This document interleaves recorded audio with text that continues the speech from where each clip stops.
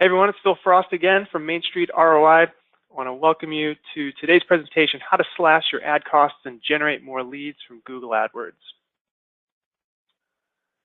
And as always, we've got some housekeeping.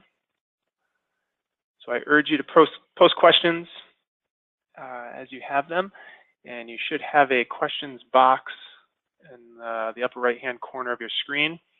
You can just type those in. I will get those as they come in. Always recommend you turn off distractions. You'll get the most out of these presentations if you're not also checking email and scrolling through your Facebook feed. And I have a couple questions to kick this off just to see who's on today. And the first question, since this is a presentation about Google AdWords, I want to ask you if you're currently advertising with Google AdWords. The obvious answers of yes or no.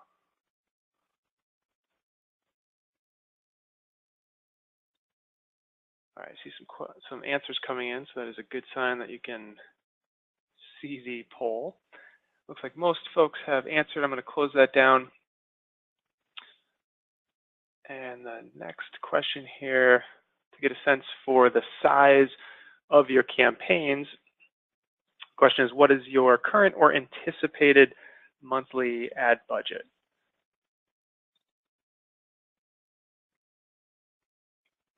Looks like 50% less than $1,000. Now it's less than 50%, about 40%, 25%, $1,000 to $5,000, roughly 13% in the $5,000 to $10,000 range, another 13% in the $10,000 to $50,000 range, and then roughly 13% over $50,000. Which is a substantial campaign. Let me close that down. Final question. Are you managing those ads in-house or with an agency? With the answers of in-house, agency, or if you are an agency or you are a consultant. I notice looks like about 20% have answered they are an agency or a consultant, and the rest are managing in-house. All right, I'm going to close that down. I appreciate you taking the time to answer those questions. Always good to know who's on the line so I can cater this to the audience.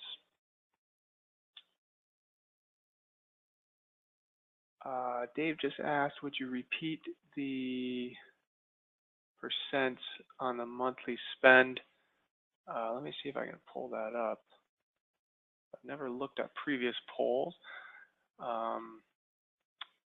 Yeah, I can actually share that with you so you can see. You should be able to see on your screen the percentage from the attendees who answered. 33% less than 1,000. This had actually changed as people answered. All right, I'm going to hide that.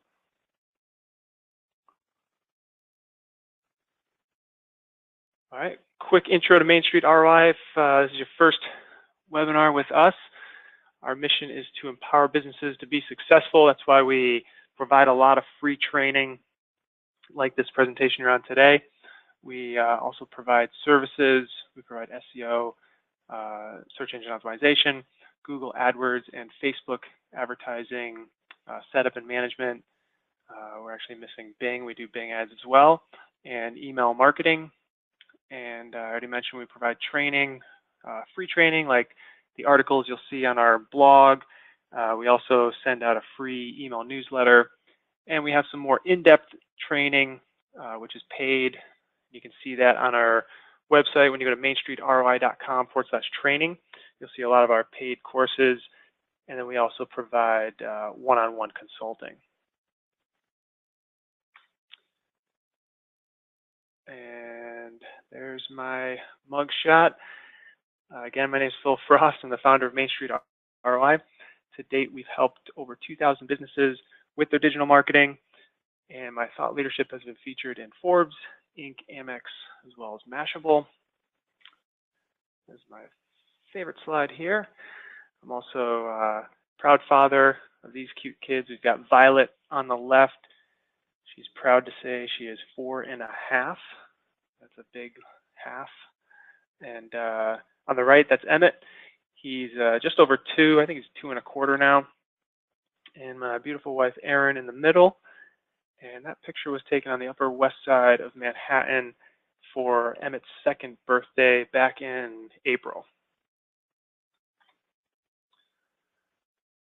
All right, so let's dive in. How to slash your ad costs and generate more leads from Google AdWords. So here's what we're going to cover today. I'm actually going to walk through a recent real-world case study. So each month we actually spotlight our clients. We have ad analysts on our team. I ask them, all right, which clients are performing well? And month after month, I was seeing the same client pop up for our client spotlight.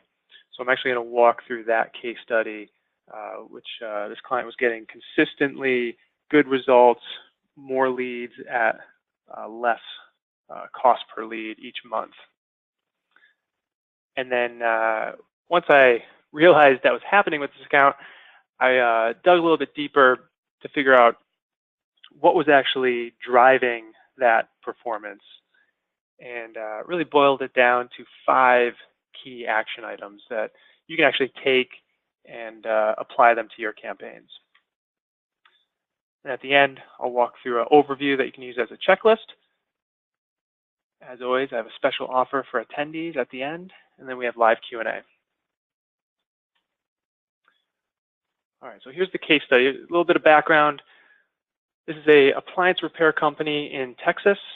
So they provide services to repair washers, dryers, refrigerators, freezers, ovens, stoves, dishwashers.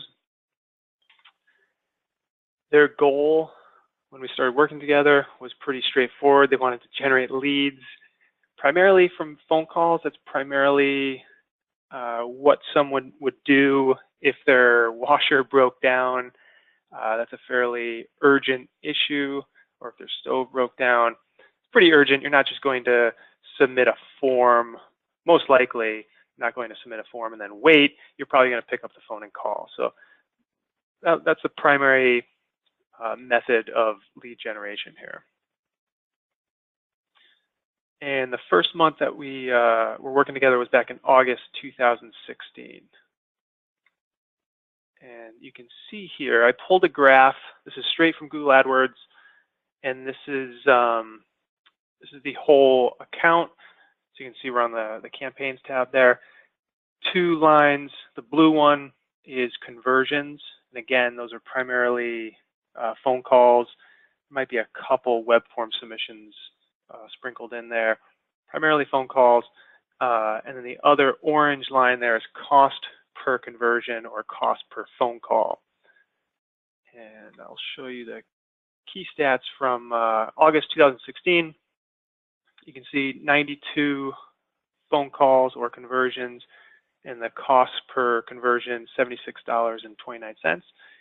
And then I pulled this report through June, and at that point, they had 130 conversions in June. So again, that's the blue line, which is going up, and then the orange line is going down. That's the cost per conversion, which in June was $51.15. So when you run those numbers, it's an improvement from a conversion standpoint, 41% increase in phone calls or conversions, and a 33% decrease in the cost per conversion. So not only was this, were we generating more conversions in this account, but we also were able to drive down the cost per conversion. So getting more phone calls for actually less money. So 4 key takeaways here. One is that there's obviously daily fluctuations. So this graph here is monthly. If I did daily, you'd see it, shooting up and down every day. That's pretty natural in an account. Daily fluctuations, but overall trend is positive. Even some months there were some ups and downs, but overall, obviously, positive trend. Another key takeaway, this is mainly for the folks who are not already advertising or just starting out, it's important to realize that there's really no such thing as the one trick or silver bullet that was driving the performance. And that's a big takeaway. It's more of a mindset going into advertising. And it's something that we struggle with new clients who think, that things are just going to work, right away, and see, really big swings very quickly just from, one little thing. That's not really how it works. A great analogy would be, how things tend to work when you're working out. If you get on a workout program and you're trying to build muscle, get stronger, build endurance, or maybe lose weight, you really need to look at things from a bigger horizon, longer timetable than just looking at it from a day-to-day perspective. And it's really all about the consistent effort and incremental changes over time. Another key takeaway, and we're going to talk more about this, the campaign was first set up correctly. That's a critical first step that leads us to be able to actually optimize the campaign properly. So we focused on setting up correctly back in August, and then from there, once it was set up, we were able to make incremental improvements month after month. And I'm going to dive into each of those incremental improvements, starting from the setup. So here are the 5 tips that, again, I really boiled down, what were the key factors that drove the performance of this campaign. And the first one, which is absolutely critical, you need to get the campaign structured properly, or the account structured properly.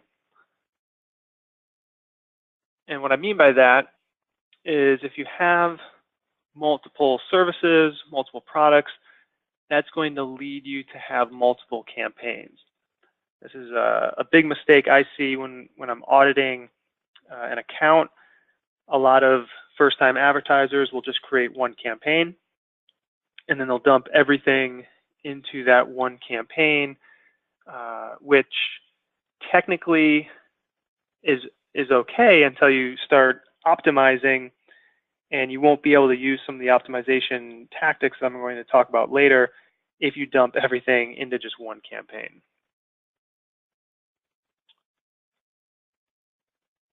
So why is campaign structure important? It's going to give you more control over budgets. We'll talk more about budget optimization later. But you control the budgets at that campaign level, so that's critical. More control to optimize by schedule or location, which again, you're going to manage that at the campaign level. And just from a campaign management standpoint, it's going to be much easier to spot what's working and what's not working if you have really good organization in your account. If it's just in one campaign, when you log in, go to the campaigns tab of your account, you're just going to see an aggregate number as far as clicks, cost, conversions, and cost per conversion. That's not going to tell you how well a particular product or service is performing. So here's an example that's just straight from the account I'm talking about. We had a specific campaign for brand terms. We have exact match keywords for the oven repair service. And then another campaign for oven repair, but with phrase match. Refrigerator service with exact match.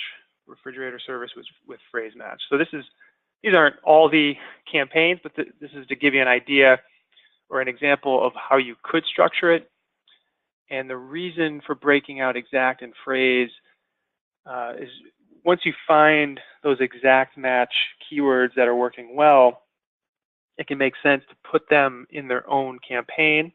And now you have much more control over your budget and being able to put the majority of your budget into exactly what's working the best. So if you know particular keywords are working very well, you obviously want to put the majority of your budget towards those keywords.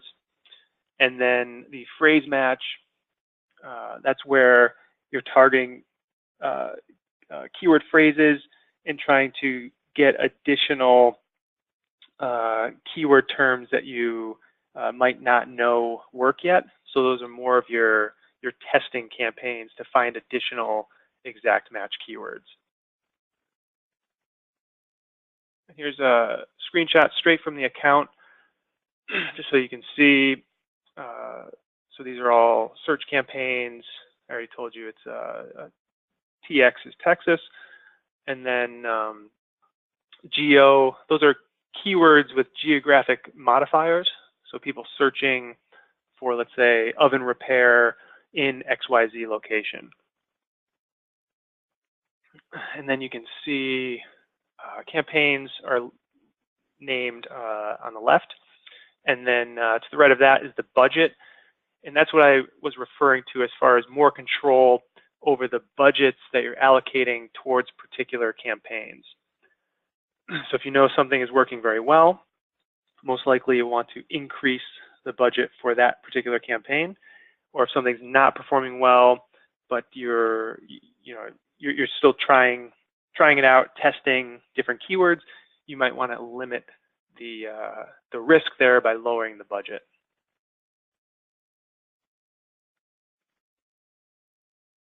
All right, so that's step one. Getting the campaign set up is absolutely critical. It's going to allow you to, again, be able to optimize it down the road. And step two, setting up conversion tracking. Hopefully everyone online has done this, but if you haven't, this is absolutely critical. It allows you to track the actions on your website. For example, you might have a contact form. You might want to track phone calls, which was critical for this client. Quote requests, that might be a form on your site. Appointment requests. You might have, you might be even using a third-party program for appointment setting, and you could track that. And a lot of businesses don't realize you can track offline sales as well. And what I mean by that is people can click on an ad, go to your website, and let's say they fill out a quote request form, and that goes into your CRM system or your database, and later on, let's say that prospect has a phone call with your salesperson, they get a proposal, and the deal is won, and it's closed, quote, offline. So that offline sale can then be imported into Google AdWords and matched to the ad that was clicked on before they requested a quote. So let's call it offline sale conversion tracking. And you can now even do that with phone calls. You can match the phone calls as long as you have I believe it's the phone number, length of call, and the date of that phone call. As long as you're tracking that, let's say you have a dental office and your receptionist tracks the phone calls coming in, and then you match that to actual paying patients, then again, you can import that data back into Google AdWords and start to see the return on investment from your Google AdWords campaign. So ultimately, it's all about measuring your ROI. So within Google AdWords, there's 5 different types of conversions that you can track. There's web form submissions, e-commerce sales for an e-commerce business. That's pretty straightforward. You definitely want to be tracking e-commerce sales and the revenue of those sales. That can automatically get pulled back into AdWords, and then you'll see, right away how much money you're driving down to the keyword level and be able to optimize the campaign to get the most sales profitably per keyword. You can also track phone calls. I already mentioned that. You can track phone calls from your website. So people click on an ad, go to your website, call the number. And then some people will also do a search in Google and then call using the phone number listed in the ad. And that's more likely going to happen with a mobile device. So if people are searching on their mobile, then they can do what's called click to call, and click on that call button right on the ad, and then call your business right from the ad, so they don't actually make it to your website. You can track those. And then I already mentioned importing those offline sales from the calls, or phone calls, or in-person sales. All right, so those first two steps were really the setup. Getting the campaign properly set up was certainly a critical factor, but that can only take you so far. Then you have to start optimizing the campaign. And this third step here is what I call removing keyword rot. So what is keyword rot?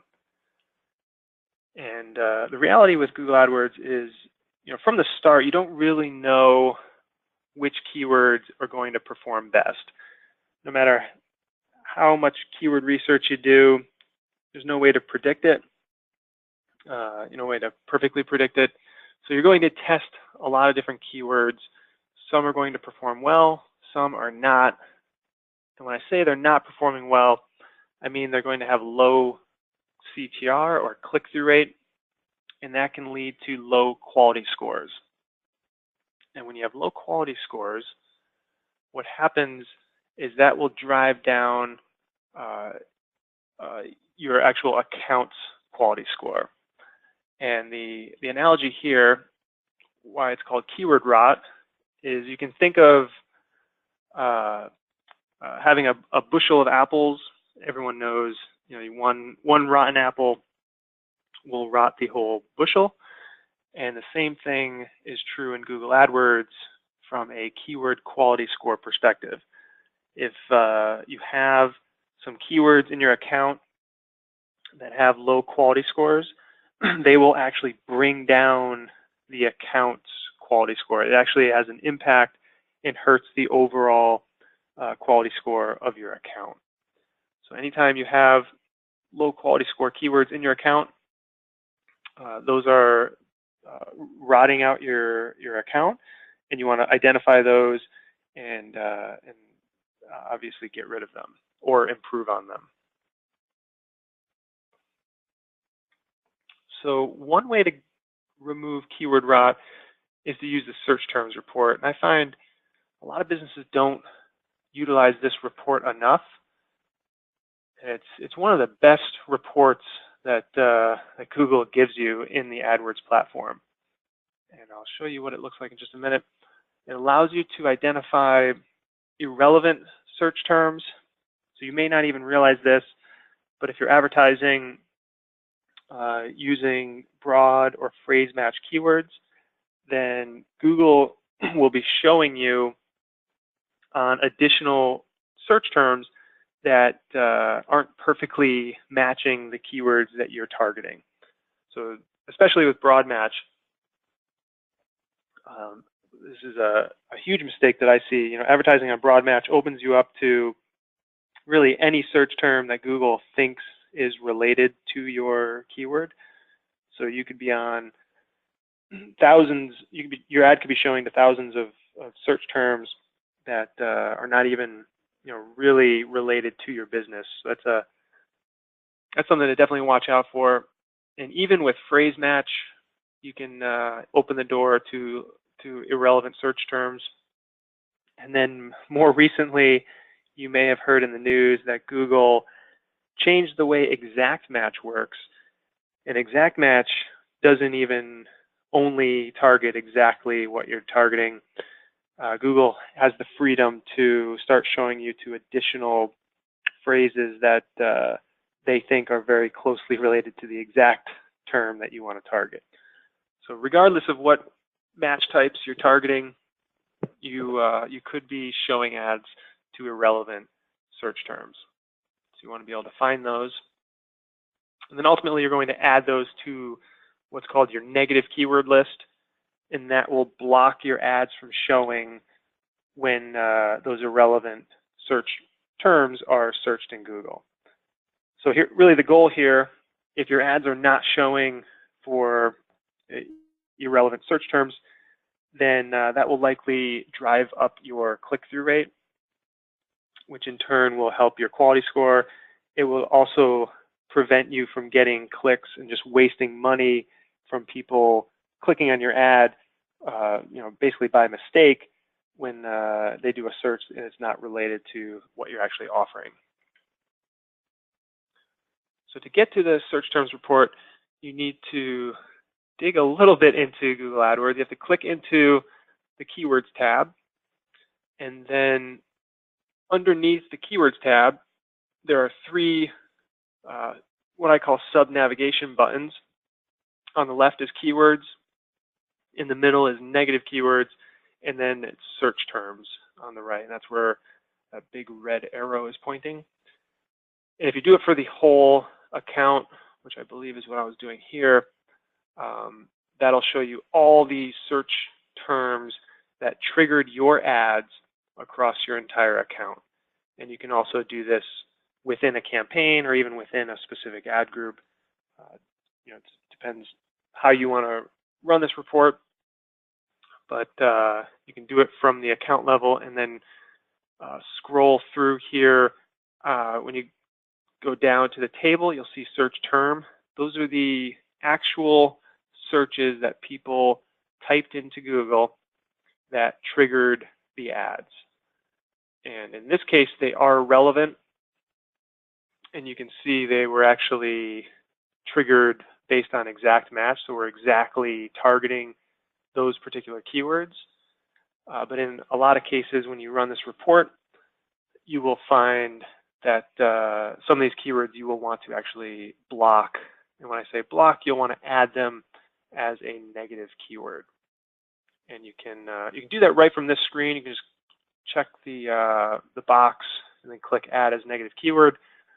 Or you can go through this, find all your negative keywords, and then jump over to that button, which again is in the middle of the second row of buttons there, negative keywords, and that's where you would add your negative keywords.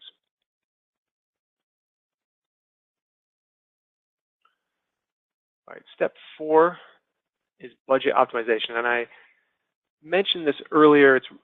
It's why account structure is so important.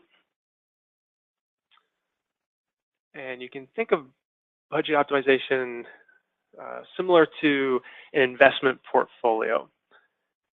And if you were to, let's say you had $100,000 that you were going to invest, and you had lots of different options, you obviously would not put all of that money into a high-risk investment. Or hopefully you wouldn't do that. The better option there would be to diversify your investments and have some combination of higher risk, higher return, and lower risk, lower return investments. So you'd have some kind of investment portfolio mix there. And really that analogy holds true with Google AdWords. And with Google AdWords, you have, over time, a lot of keywords that you know are performing well. They're driving conversions. It's a good cost per conversion. It makes sense to allocate the majority of your budget to those keywords. But then it also makes sense to continually try to find additional good keywords and to continually try to expand your advertising to make it even more profitable. And when I say expand, you might be expanding to additional keywords. You might be expanding from search to the display network, or into a remarketing campaign, or even into additional ad outlets like Bing and Facebook. But when you start expanding, again, you want to think of it like a portfolio, and make sure you're allocating most of your budget into what's working, and then carve out a test budget to then be testing additional keywords or additional ad networks. So we already talked about this. Increase your budget on what's working, and then cap your budget on any test campaigns. So here's basically that same screenshot I showed you before, just highlighting the budgets here, and you can see each campaign has a different budget depending on different factors. One being the performance, another being the fact that you might want to drive more business for a particular product or service, in which case that would affect how you allocate your budget. And then also just based on how much search volume there is, especially with something like brand keywords, there's only so much search for your brand name or your company name.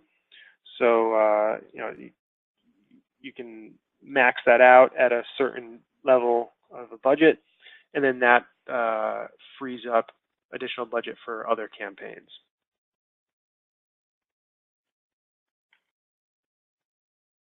All right, the fifth step in optimization here was ad copy optimization. And before I dive into that, it's critical to understand why ad copy is so important, specifically in Google AdWords. Most people realize if you have really good ad copy, that would lead to a high click-through rate. You'll get more people clicking on your ads, and that would in turn drive more traffic, which in turn would drive more leads and more sales. So that is intuitive. But also, it's important to realize that your click-through rate is the #1 factor in your AdWords quality score. And I mentioned this earlier when we were talking about keyword rot, how it's important to have a good quality score. And if you have keywords with a low quality score, that actually impacts your entire account. So this is kind of like a math proof. I think I did this in geometry. If high click-through rate leads to more traffic, leads, and sales, and click-through rate is the #1 factor in quality score, high click-through rate will lead to a high quality score. And then because of that, or not because of that, this is also another important point, a high quality score will give you lower cost per click. So I'll take a step back and explain why that's the case. It's basically the way that Google ranks advertisers. There's two variables. There's your bid, so how much you're bidding.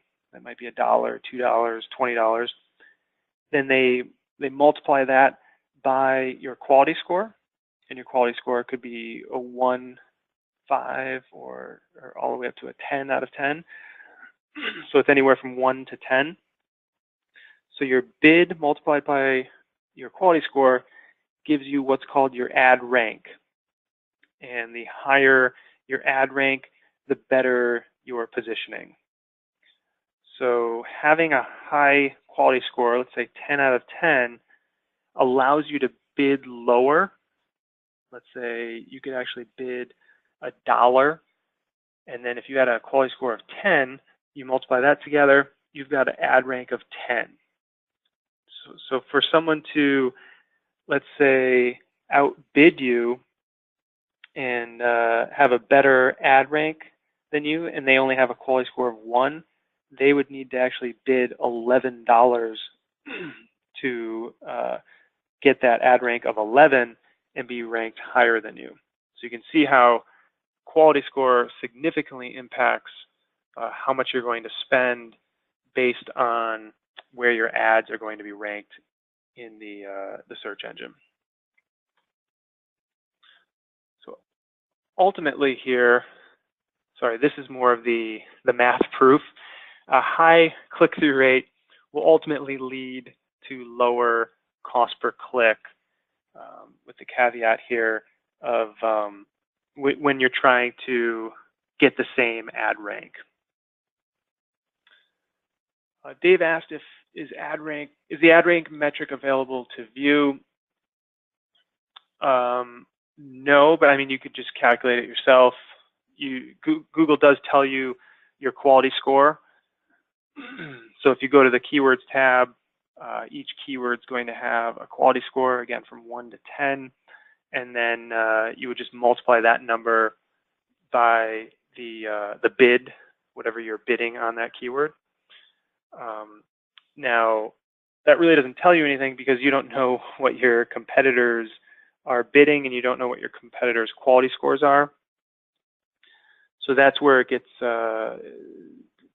tricky to understand, you know, how much exactly do you need to bid to be at the number 2 spot or the number 1 spot or number 3 spot.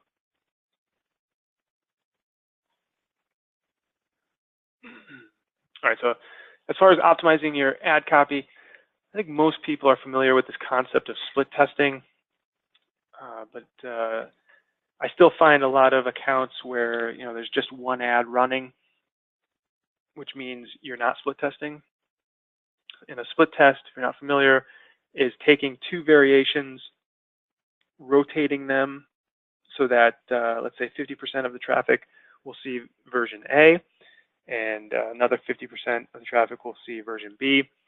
And then over time, you'll want to measure or look at the click-through rate and the conversions for each of those different variations to determine which ad gives you better results. And I would recommend reviewing at least monthly. The big question always becomes, you know, how often should you be split testing? And it's hard to answer because it's based on statistics and based on having a significant sample size, and the significant sample size is dependent on the difference in performance. And I'll clarify what I mean by that. So if you have an ad that's getting, let's say, a 10% click-through rate, that's version A, and then version B only has 1% click-through rate, you can see there's a big difference in performance there. That's the variance in performance. When there is a very large difference or large variance in performance, you need a smaller sample size. So depending on how many clicks you're getting each week or each month, you know, you won't need that many weeks or that many months to collect data and say, okay, version A is statistically the better version than version B. On the flip side, what can happen, especially if you just make a minor tweak to the ad, what you can have is version A, again, has 10% click-through rate, and version B has 10.1% click-through rate. So that's a much lower variance, lower difference. You would need a very large sample size to determine if version B is actually better than version A. So what you can do is run these tests, and then you'll need the help of some kind of statistical calculator where you can put in the sample size as well as the metric that you're measuring, whether that's click-through rate or maybe conversion rate, and then the tool will automatically tell you the confidence level of whether or not one version is better than the other.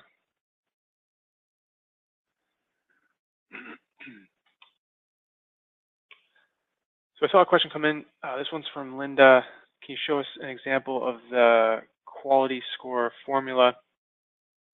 So I don't have a quality score formula. I was talking about just the ad rank formula, which is very simple. It's just the quality score multiplied by your bid. So if your keyword has a quality score of 5 and you're bidding $2, then your ad rank would be 10. But keep in mind that really doesn't tell you anything because you don't know what your competitors are bidding and you don't know what their ad rank is. I was really just using that to prove to you that having a higher quality score leads to lower costs, and you can actually bid lower for your keywords to attain higher ad positioning. Hopefully that clarified it for you, Linda. This third point here, so when you're optimizing your ad copy, it's not always straightforward. And that's because there's two key variables. There's your click-through rate, which again is going to impact your quality score. And then there's your conversions. And it actually happens quite frequently where you can have an ad with a high click-through rate, which is great. You know that's helping your quality score. But you can find that it's not driving as many conversions as the other ad that has a lower click-through rate. I'll give you an example. This can happen when your ad copy has qualifications in it. For example, a very easy example is for, let's say, an investment management type company, and you have a minimum amount that you'll need to manage, let's say $250,000, or you only work with accredited investors, let's say. That's important to put in the ad because you don't want to waste money on people clicking who are not accredited investors, but that would also suppress your click-through rate. So what can happen there is you'll have an ad that is specifically calling out who you work with, and because of that, it suppresses the click-through rate, but increases the conversions. And then you'll be testing another ad that does not have that line that says you only work with accredited investors. That will have a higher click-through rate, but lower conversions, hypothetically speaking. And just you can see in that case, it can get a little bit tricky where you have to carefully balance now this concept of driving high click-through rates to improve your quality scores, but also making sure you're keeping an eye on the conversions because you don't want to sacrifice conversions just to get that high click-through rate.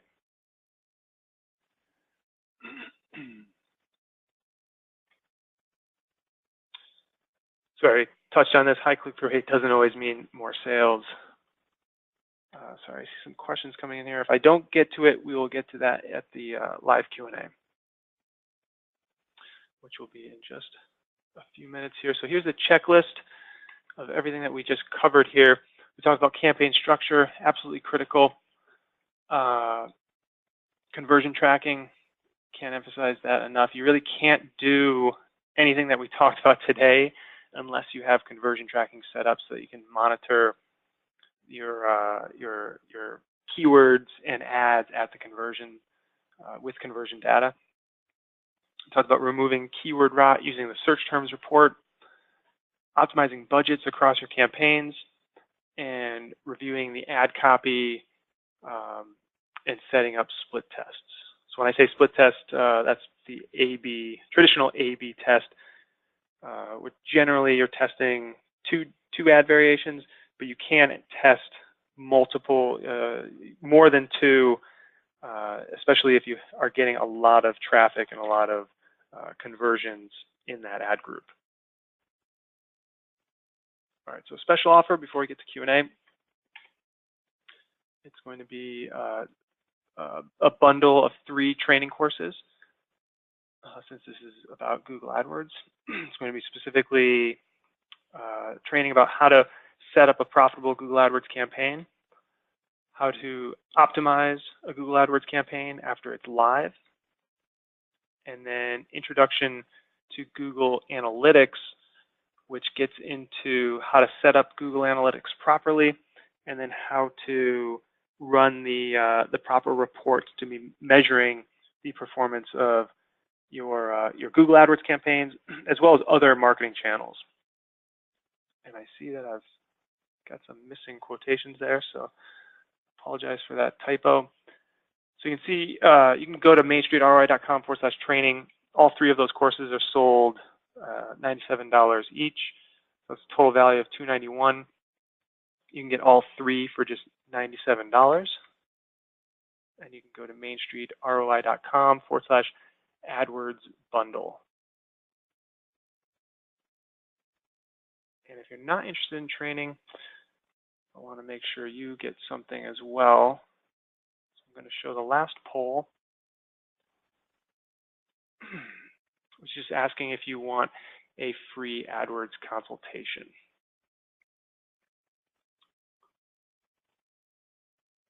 So on your screen, you should see the poll with yes, no, and maybe. I'll leave that up for 5 seconds here. 3, 2, 1. All right, I'll close that out. Looks like most people have voted. And we'll go to live Q&A, and you can see the special offer link is at the bottom there. Let me just move this. There we go. Okay. So Dave, I saw your question a while ago here. Conversions vary a lot. What was the average cost per call? So the that conversion, let's see if I can pull up.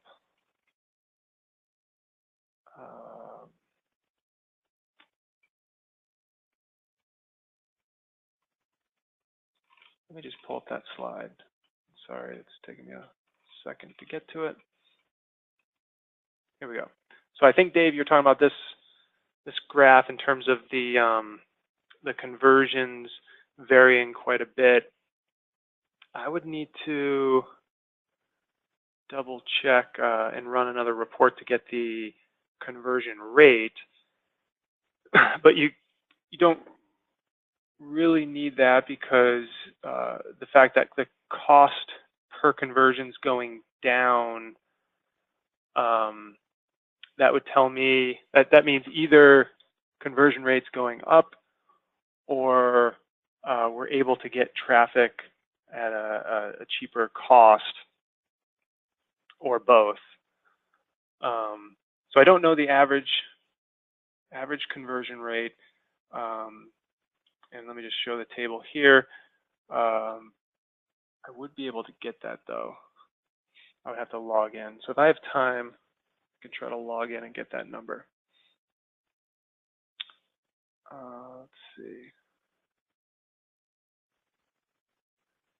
Longer question here from Raymond.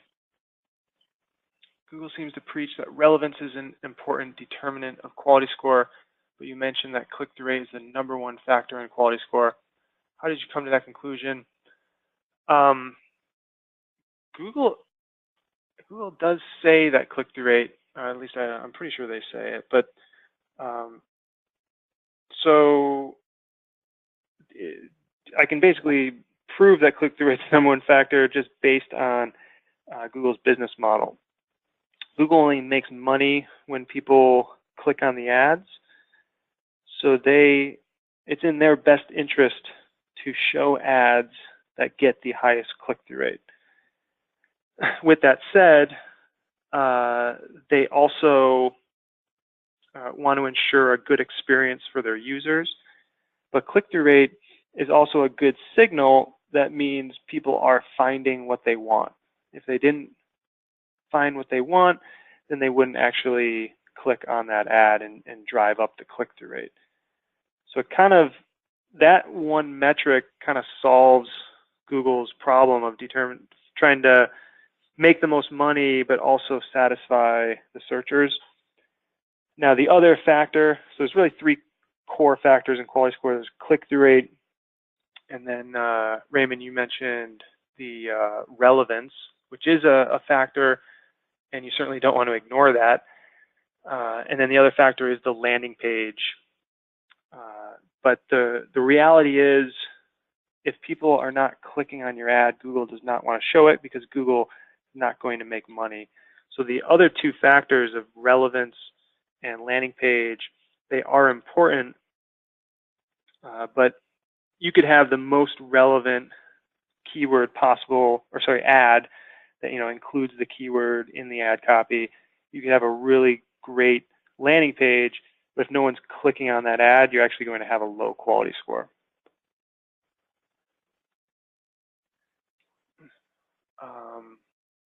Robin asked, what are the essential elements of a good ad in terms of ad copy structure?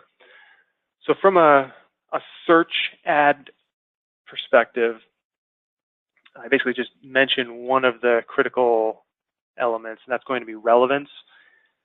You absolutely, so that gets more in depth into campaign structure. You want to organize your ad groups by similar keywords, and that allows you to write ad copy that is very relevant for all of the keywords in the ad group. So relevance is a critical factor as far as writing really good ads that are going to get clicks. And then relevance is also a factor in quality score. So it's kind of a no-brainer. You want to organize your keywords so that they are similar keywords are in the same ad group. And then you naturally want to make your ads relevant because that will lead to higher click-through rates because that's what people are searching for. And then beyond that, it comes down to, I think the best tip I can give you is actually searching the keywords that you're targeting and looking what your competition, what kind of ads they're using.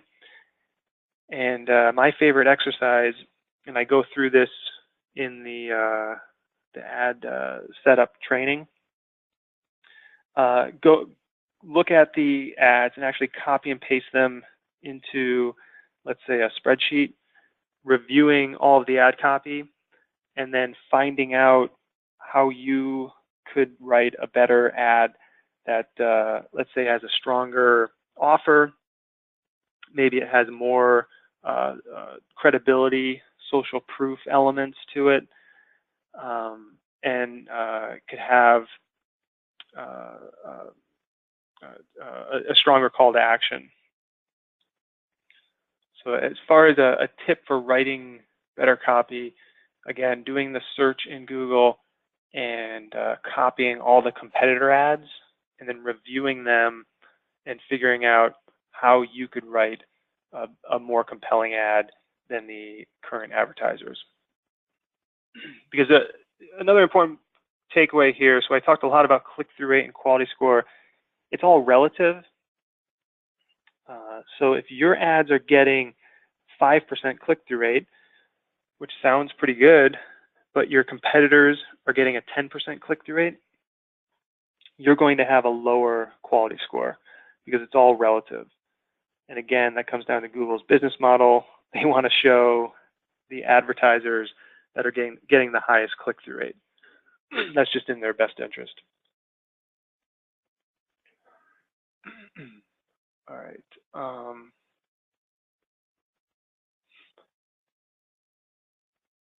Chris asks, what's the average amount of time to dial in your overall campaigns with initial implementation and A/B testing? That's a very hard question because it depends on what you're advertising, how big of an account, how many campaigns. In this example, I was specifically just talking about a search campaign, but an account can have lots of search campaigns, lots of display campaigns, remarketing, even targeting YouTube. So that once you start adding on more and more campaigns, that's going to take more time to optimize the campaign. And it also depends on how much data you're getting. Smaller campaigns that aren't getting very many clicks don't have enough data to actually optimize. So then that's going to be more of daily, weekly check-ins just to make sure everything's okay, and then more in-depth analysis on more of a monthly basis if you have a very small account that's just not getting enough traffic and enough data. Okay, just going through the list here.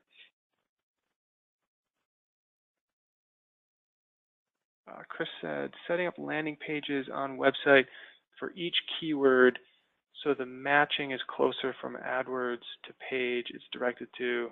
Is this a good method? Short answer is yes, but that's definitely taking it to the extreme as far as creating landing pages that are tailored at the keyword level. So it's always a judgment call.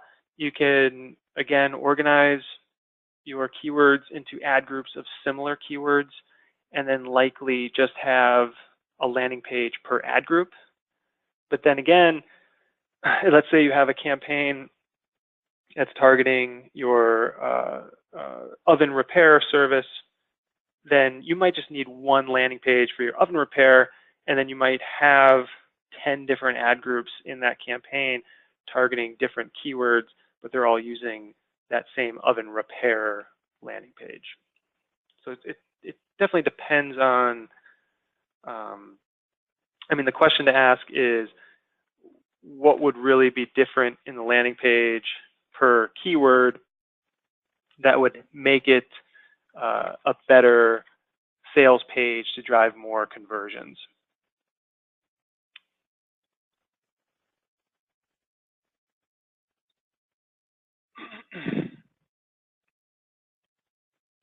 Chris, I just read your question, and I'm not sure I'm understanding. You said multiple services equals one campaign equals multiple ad groups. If you could just clarify that. Not sure what you meant by that. And then just a couple more questions here before we wrap it up. Dave asked, does your course address AdWords call-only ads? So I don't go into specifics about call-only ads. My experience with call-only ads, they certainly can work, but I do recommend testing both in an account, testing call-only and driving traffic to a landing page. So call-only ads are where all you can do in the ad is actually click to call. So if you click on the ad, it will load up, as if you were going to make a phone call versus going to your website. And those certainly can work for certain businesses. I've seen mixed results. And by that I mean, in some cases, for the same business, in some cases, we were seeing call-only ads were driving pretty good cost per call, and then in other cases, we were getting better, a lower cost per phone call when we were driving it to a landing page. So, and as far as covering that in the course, I mean, essentially we go through ad copywriting, and the call-only ad would just be the ad copy. So effectively, we cover it. I just don't specifically address it.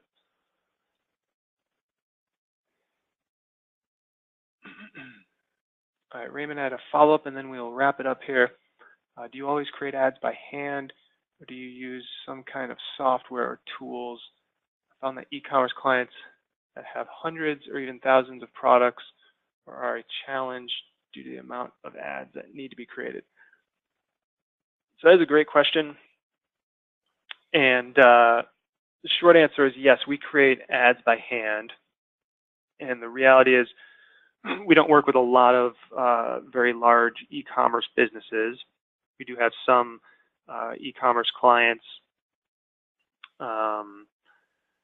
If you need to create, let's say, thousands of ads, then what I would recommend is using a spreadsheet and use formulas. This is what I would, I do this for some of our clients anyways. You can create formulas and then just copy down those formulas. And then, as you know, text ads have character limits. So in some cases that won't work. and then you'll just use the formula for length, and then sort by the length of characters, find the ones that are over the length of characters, and then you just have to use a different formula for those particular products. So basically, there's ways to do it in Excel to make it very fast and efficient, and the shortcut is to use some kind of formula. So you have a template for the ad copy, you write that out, and then you use some variables for the product name, or maybe it's the brand name, and just copy those formulas down. And then it takes a little extra work to calculate the length just to make sure all those headlines and description lines are within the character limits. All right, with that, I did have one last slide here before we wrap it up.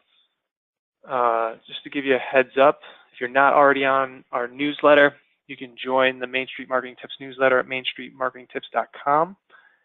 And we have a new marketing series that we're launching on August 31st. It's called Master Your Marketing Series. We got together and partnered with a lot of the other top marketing service and tool providers. And we're going to alternate months and present on a topic to help you with your marketing. And all the subscribers on our newsletter will get an invite for August 31st. I did want to give you a heads up. If you want to mark your calendars, that will be the first Master Your Marketing Series webinar. And at the end here, when I close it out, I do ask you to complete the brief survey with, I think it's just 4 or 5 questions. It should only take you a couple minutes.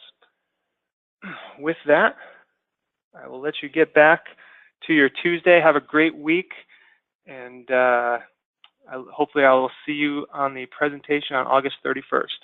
All right, take care.